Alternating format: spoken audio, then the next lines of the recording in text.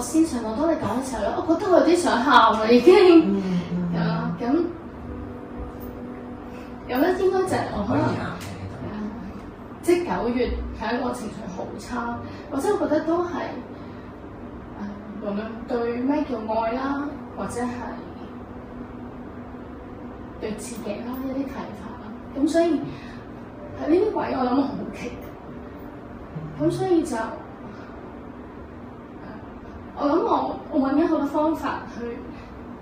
舒緩，或者你話我點樣用會建構翻我自己，咁所以我諗係啦，所以我可能所以呢段時間可能我就會做一啲新生嘅嘢啊，我就會去思考唔同嘅方法。翻去我哋嘅身體嗰度，感覺呢一股微妙嘅能量嘅流動。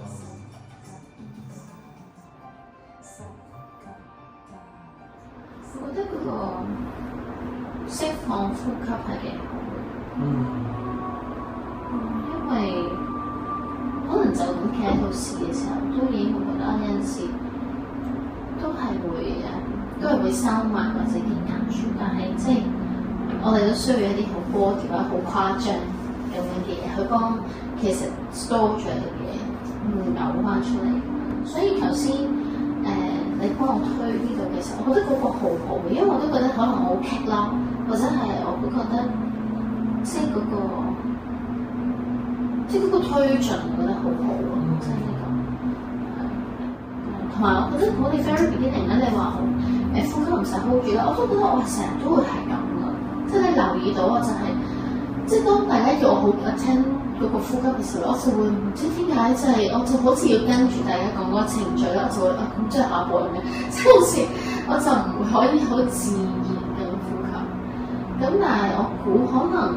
我懷疑我自己平時都係咁，不過我唔係好 aware。同埋我覺得我應該真係呢度係好 lock 嘅，我諗我從細至大呢啲位都係好 lock 嘅，即係我會咁樣理解，所以佢先會積聚住一啲嘢而我唔係 aware。